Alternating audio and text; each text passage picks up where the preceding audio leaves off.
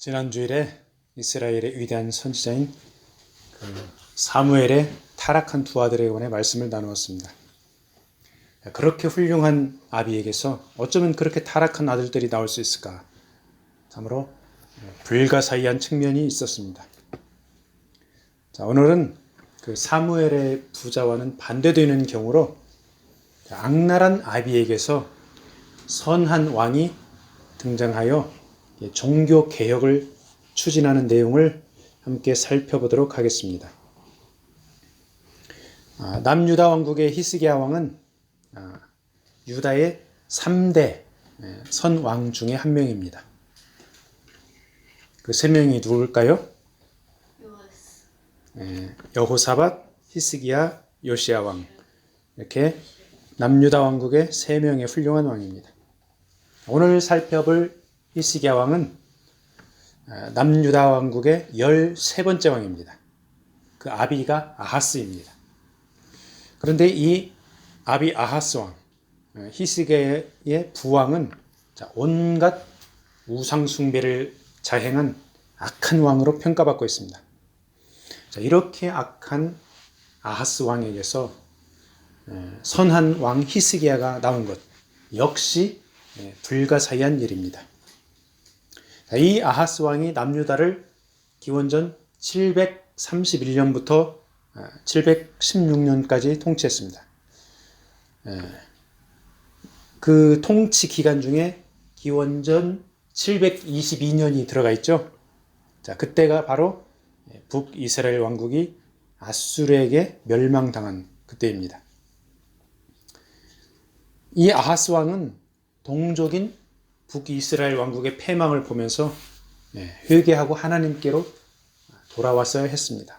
그렇지만 아하스 왕은 하나님께로 돌아오기는커녕 바알신을 우상 숭배했고 이방 사람들의 가증한 길을 따라서 자기 아들을 인신제사로 제물로 불에 태우기도 했습니다. 북이스라엘 왕들이 간 그 악한 길로 행했습니다. 아하스 왕이 이런 악행을 행하면서 심지어는 하나님의 성전까지도 더럽혔습니다. 하나님의 성전에 이방의 다메섹 제단을 도입했습니다. 성전 기구들을 마음대로 회파했습니다. 끝내는 성전 문을 닫아버렸습니다. 그래서 백성들이 하나님께 나아가지 못하게 하는 악행을 저질렀습니다. 그 아하스가 저지른 일이 역대하 28장에도 나와 있는데요. 그 역대하 28장 24절 25절에 보면은 아하스가 하나님의 전의 기구들을 모아 하나님의 전의 기구들을 부수고 또 여호와의 전 문들을 닫고 예루살렘 구성마다 제단을 쌓고 유다 각 성읍에 산당을 세워 다른 신에게 분향하여 그의 조상들의 하나님 여호와를 진노하게 하였더라. 이렇게 말씀하고 있습니다. 아하스 왕이 이런 악행을 저지르고 우상 숭배를 하는데 옆에서 도와준 인물이 있습니다. 그 인물이 바로 제사장 우리야입니다. 자, 우리야 하나님의 제사장이었지만은 하나님의 성전을 지키지 못하고 아하스 왕이 시키는 거 다 했습니다. 그러니까 아하스 왕을 도와서 성전을 더럽히는 일에 동참한 것입니다. 오늘날의 상당수 목회자들이 세상의 흐름을 따라서 사람들의 눈치를 보며 동성애를 인정하고 자신의 신분상의 이익을 취하려고 권력자들에게 굽신거리는 모습과 유사합니다. 아하스 왕을 방조하여 성전을 더럽힌 제사장 우리야는 물론 하나님의 말씀을 왜곡하여 세상과 타협하는 싹군 목자들에게 하나님의 준엄한 심판이 임할 것입니다. 아하스 왕은 남유다의 12번째 왕으로서 16년간 통치하면서 온갖 악행을 저지르다가 남유다를 아수르의 속국으로 바치는 그런 치욕적인 일을 했습니다. 그래서 이 아하스 왕이 36살의 비교적 젊은 나이로 죽었습니다. 그리고 그 아들 히스기야가 남유다의 13번째 왕으로 즉위해서 29년을 통치를 했습니다. 오늘 본문 열왕기하 18장 3절에 나와 있죠. 히스기야가 그의 조상 다윗의 모든 행위와 같이 여호와께서 보시기에 정직하게 행하여. 3절에 이렇게 기록되어 있습니다. 사악한 부왕 아하스에게서 어떻게 이렇게 정직한 왕이 나올 수 있을까? 한번 추론을 해보겠습니다. 유다 왕들 중에 다윗의 모든 행위와 같이 정직히 행하여 이렇게 칭찬의 평가를 받는 왕은 딱 2명뿐입니다. 히스기야 왕과 요시야 왕, 이렇게 2명이 그런 칭찬을 받았습니다. 본문 18장 2절에 보면은 히스기야의 어머니 이름이 아비인데 스가랴의 딸이라고 나와 있습니다. 그리고 역대하 29장 1절에 보면은 동일한 내용입니다. 동일한 내용인데 어머니의 이름이 발음이 약간 다릅니다. 어머니 이름이 아비야요, 스가랴의 딸이라고 나와 있습니다.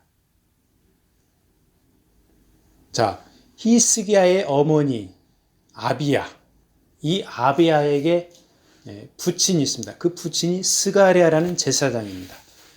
이 스가랴라는 제사장이 어떤 인물인가? 역대하 26장 5절에 나와 있는데 하나님의 묵시를 밝히 아는 자, 이렇게 소개하고 있습니다. 그리고 이사야 8장 2절에서는 이 스가랴를 진실한 증인이라고 기록하고 있습니다. 그러니까 히스기야의 어머니 아비야는 하나님의 사람인 아버지 스가랴의 신앙에 거룩한 영향을 받아서 아들 히스기야를 신앙적으로 교육한 것으로 보입니다. 아비야가 이렇게 아버지 스가랴에게서 거룩한 신앙의 영향을 받았는데 같이 사는 남편은 어떻습니까? 남편은 이 아하스 왕은 우상 숭배하고 성전을 더럽히고 온갖 못된 짓을 다 저지릅니다. 그럴 때마다 아비야는 비통한 심정으로 장례를 바라보며 어린 아들 히스기야를 믿음으로 말씀으로 이렇게 양육을 했을 것입니다. 그리고 그런 어머니의 노력과 정성이 결실을 맺어 히스기야는 왕이 되자 과감하게 종교 개혁을 실천하게 됩니다. 하나님의 사람 제사장 스가랴, 이 스가랴의 신앙을 딸 아비야가 이어받고 다시 아들 히스기야에게 훌륭하게 물려주어 온 유다 왕국이 성결하게 되는 그런 역사가 일어나고 있는 것입니다. 그래서 우리 각자의 바로 옆에 있는 단 한 사람에게 거룩한 신앙에 영향력을 끼치는 것이 이렇게 소중한 것입니다. 히스기야는 왕이 되자 아주 열정적이고 과감하게 종교 개혁을 추진합니다. 자, 개혁을 추진하는 왕이 힘이 약하면 어떻게 됩니까? 반대파들에 의해서 왕위에서 쫓겨날 수가 있는 그런 위험한 상황입니다. 그렇지만 히스기야는 하나님을 의지하여 담대하게 우상들을 제거합니다. 본문 18장 4절을 보세요.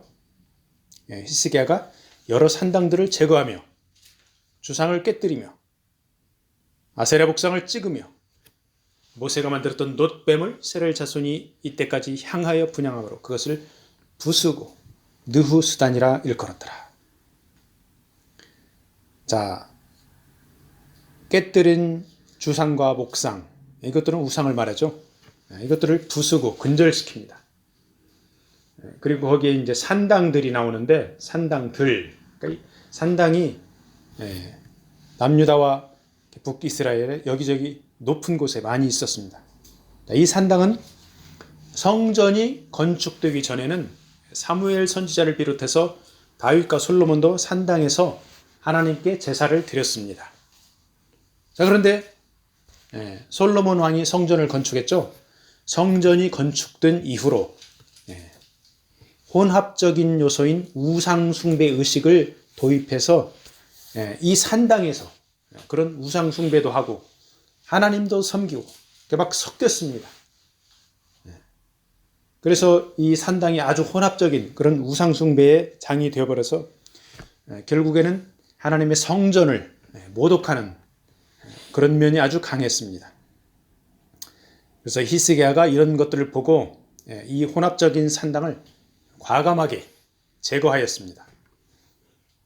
오늘날로 보면은 교회에 다닌다고 하면서 무당을 찾아가 미신적인 점을 보거나 하나님을 섬긴다고 하면서 만몬, 이 물질 우상을 따르는 혼합신앙과 유사하다고 할 수 있습니다.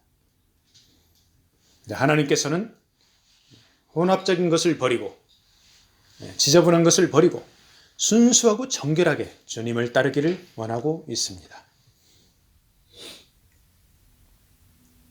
그리고 히스기야가 놋뱀도 부숩니다.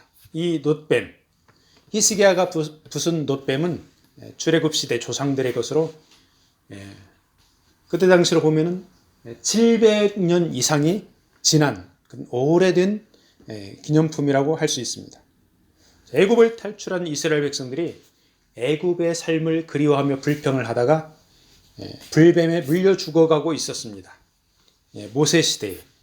이때 불뱀에 물려 죽어가는 사람들을 구하기 위해서 해결책으로 모세를 통해 구원의 길을 주신 방편이 바로 놋뱀을 쳐다보는 것이었습니다. 자, 민수기 21장 9절에 보면은 모세가 놋뱀을 만들어서 장대 위에 다니 뱀에게 물린 자가 놋뱀을 쳐다본 즉 모두 살더라. 이렇게 쳐다보기만 하면 살았습니다. 이 놋뱀을 조상에게 베푸신 하나님의 은혜에 대한 증거물로서 그때까지, 그러니까 히스기야 시대까지 700년 이상을 보존하고 있었던 것으로 보입니다. 그런데 이스라엘 백성들이 창조주 하나님보다 피조물을 경배하는 것으로 변질되는 부작용이 발생했습니다. 자, 하나님께서 내려주신 은혜의 상징적인 대상물인 놋뱀을 더 추구하는 우상 숭배가 되어버렸습니다. 그래서 히스기야는 과감하게 그 놋뱀을 부수어 버렸습니다. 광야의 이스라엘 백성들에게 놋뱀은 하나님의 명령에 따른 구원의 길이었지만 후대의 이스라엘 백성들이 하나님은 잊어버리고 단지 전통에 따라 놋뱀에게 분향할 때 그것은 단지 구리 조각, 곧 본문에 나오는 느후수단에 불과한 것이므로 그것을 숭배하지 말라고 부숴버린 것입니다. 거기 본문에 나오는 느후수단이 구리 조각이라는 말입니다. 광야에서 놋뱀을 통해 불뱀으로부터 이스라엘 백성들을 구원해 준 하나님께서는 궁극적인 구원의 길을 예표해 주셨습니다. 그것은 바로 예수 그리스도의 십자가를 통하여 영원한 생명을 주시는 길입니다. 자, 놋뱀처럼 나무에 들리운 예수 그리스도를 바라보고 믿으면 영원한 생명을 얻게 되는 것입니다. 요한복음 3장 14절에 보면 우리 주님께서 직접 말씀하셨죠. 모세가 광야에서 뱀을 든 것 같이 인자도 들려야 하리니. 15절, 이는 그를 믿는 자마다 영생을 얻게 하려 하심이니라. 자, 주님께서 자신을 뱀처럼 들려야 한다고 비유를 했습니다. 좀 의아하죠? 아니, 다른 비유도 많은데요. 하필이면 뱀처럼 들려야 하나 의아하지 않습니까? 그렇지만 나무에 달린다는 것은 저주를 받는 것을 말합니다. 주님이 십자가의 죄를 지고 저주받은 상태로 고난당함을 말하는 것입니다. 그래서 갈라디아 3장 13절에 보면 그리스도께서 우리를 위하여 저주를 받은 바 되사 율법의 저주에서 우리를 속량하셨으니 기록된 바 나무에 달린 자마다 저주 아래에 있는 자라 하였습니다. 그러니까 저주받은 뱀처럼 우리 인간의 저주를 짊어지신 거죠. 저주받고 죄에 빠진 인간을 구원하기 위해서 주님께서 친히 십자가 위에서 죄인 대신 저주를 받아 우리를 구원하신 것입니다. 히스기야 왕은 눈에 보이는 놋뱀을 향해 분향하는 백성들에게 이제는 구원의 실체이신 여호와 하나님을 예배할 것을 원한 것입니다. 그리고 그 여호와 하나님께서 구세주 예수 그리스도를 보내주시는데 그분을 믿기만 하면 영원한 생명을 얻게 된다는 것을 암시한 것입니다. 우리 크리스찬들은 단지 전통과 습관에 따라 눈에 보이는 모습으로 하나님을 섬기는 태도에서 벗어나야 합니다. 살아계신 하나님을 진정으로 인식하고 예배하고 통치자로 인정해야 합니다. 주님께서 우리 삶의 전 영역을 통치함을 믿으며 살아가는 것이 바로 그리스도와의 연합입니다. 히스기야 왕이 여호와께 연합하여 떠나지 않았다. 이렇게 본문 6절에서 말씀하고 있습니다. 6절 곧 그가 여호와께 연합하여 그에게서 떠나지 아니하고 여호와께서 모세에게 명령하신 계명을 지켰더라. 히스기야 왕은 모세의 계명을 지킴으로 철저히 여호와 하나님을 의지하였고 하나님을 떠나지 않았습니다. 백성들을 신앙의 길로 안내하는 종교 개혁을 이끌었습니다. 그래서 본문 5절에서는 히스기야가 이스라엘 하나님 여호와를 의지하였는데 그의 전후 유다 여러 왕 중에 그러한 자가 없었으니 이렇게 엄청나게 칭찬하고 있습니다. 구약시대의 히스기야 왕이 이렇게 율법을 지킴으로 하나님과 연합을 했다면 신약시대 우리 크리스찬들은 예수 그리스도 안에서 죄성을 십자가에 못 박고 주님을 믿고 따름으로 연합을 이룰 수 있습니다. 갈라디아 2장 20절 말씀 우리 다 암송하고 있는 말씀이죠. 내가 그리스도와 함께 십자가에 못 박혔나니 그런즉 이제는 내가 사는 것이 아니요 오직 내 안에 그리스도께서 사시는 것이라. 이제 내가 육체 가운데 사는 것은 나를 사랑하사 나를 위하여 자기 자신을 버리신 하나님의 아들을 믿는 믿음 안에서 사는 것이라. 우리 크리스천들의 삶은 예수 믿는 삶이 곧 그리스도와의 연합입니다. 주님과의 연합이 있으면 자동으로 자기 자신을 먼저 개혁하게 됩니다. 우리 안에 우상들과 죄악된 행위들을 십자가에 못 박고 주님의 말씀 따라 살게 되는데 이것이 곧 주님과의 연합입니다. 즉 우리가 주님을 믿음으로 구원을 얻게 되는데 이 믿음은 행위의 열매로 증명이 되면서 이런 모습들이 그리스도와 연합 가운데서 자연스럽게 나타나는 것입니다. 온갖 우상을 깨뜨리며 종교 개혁을 이끌어가는 히스기야에게 하나님께서 함께 하셨습니다. 그래서 히스기야는 형통했습니다. 본문 7절 여호와께서 그와 함께 하시매 그가 어디로 가든지 형통하였더라. 저가 아수르 왕을 배반하고 섬기지 아니하였고. 자, 아수르는 어떤 나라입니까? 당시에 북이스라엘을 멸망시킨 강대국이었습니다.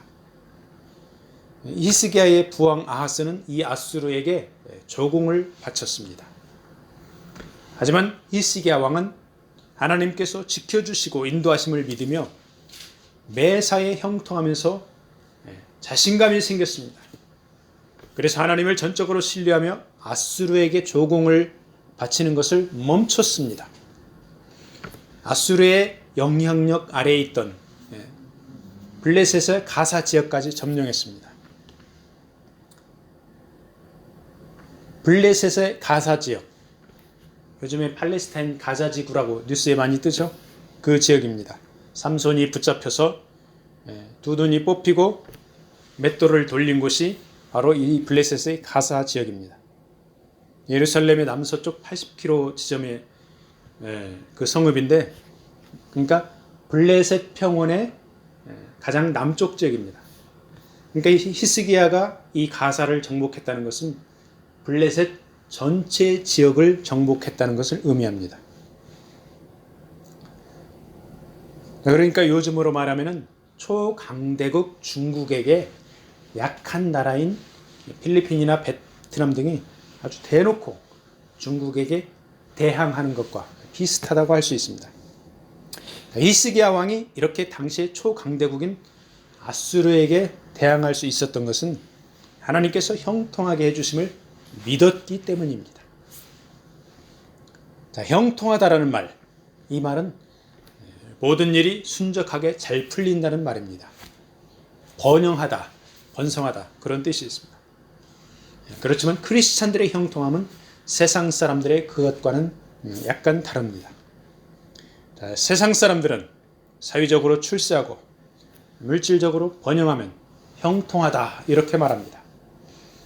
그렇지만 우리 크리스찬들은 요셉처럼 고난이 닥쳐와도 하나님께서 그 길을 인도해 주시면 형통하다고 말합니다. 즉 어려운 일이 크리스찬들 앞에 닥쳐올 때 하나님을 의지함으로 순적하게 그 난관을 헤쳐나갈 때 형통하다고 말합니다. 히스기야는 국왕 아하스가 정치, 경제, 종교적으로 엉망으로 만든 나라를 개혁하며 재건을 했는데 하나님께서 함께해 주심으로 형통한 길을 갔던 것입니다. 요즘에 우리 조국 대한민국을 보면서 여러 가지 마음이 교차를 합니다. 우리 한국이 2021년에 선진국에 진입을 했습니다. 한류 문화가 전 세계에 퍼져나가고 있습니다. 얼핏 보면은 한국이 형통하고 번영하는 것처럼 보입니다. 그렇지만은 도덕적 윤리적으로 아주 폐륜하는 국가로 변해가고 있습니다.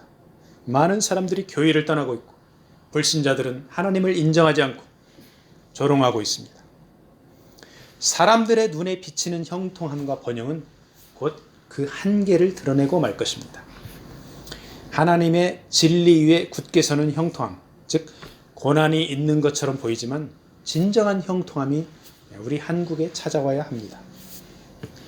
그러기 위해서는 먼저 크리스찬들이 자신들을 개혁하고 정결하게 하면서 나아가서는 전 국가적으로 하나님 앞에 간절히 나와야 하겠습니다. 말씀을 마무리하겠습니다. 히스기야가 왕이 될 때 남유다는 온 나라가 우상 숭배에 빠져 하나님의 심판을 당하기 일보 직전이었습니다. 그리고 외교적으로는 강대국 아수르가 북이스라엘을 점령했고 부왕 아하스는 아수르에게 조공을 바치던 고난의 시기였습니다. 남유다 왕국이 절체절명의 위기의 순간에 처했을 때 히스기야가 택한 길은 단순하게 하나님께 돌아가는 개혁의 길이었습니다. 개혁의 길은 부왕의 신하들이 반발할 수도 있는 실패하면 왕좌에서 쫓겨나는 위험한 길이었지만 히스기야는 온전히 하나님을 의지하고 정직한 길을 갔습니다. 하나님은 히스기야에게 형통한 길을 주셨고 유다 왕국은 기사회생했습니다. 백성들이 우상을 버리고 하나님을 예배하고 유다 왕국은 다시 일어나기 시작했습니다. 하나님께 붙들린 강력한 지도자 한 명이 온 나라를 바꾸는 역사가 일어나는 것입니다. 그리고 하나님께 붙들린 강력한 지도자는 어머니 아비야의 신앙교육으로 인해서 세워진 것입니다. 오늘 우리는 곁에 있는 한 사람을 믿음으로 최선을 다해 섬기기를 원합니다. 그리고 다른 사람을 개혁시키기 전에 내가 먼저 자기 자신을 정결하게 개혁하여 그리스도와 연합한 거룩한 성도가 되어야 하겠습니다. 이번 한 주간에도 하나님의 인도하심에 순종하는 형통한 길을 걷기를 축복합니다. 아멘.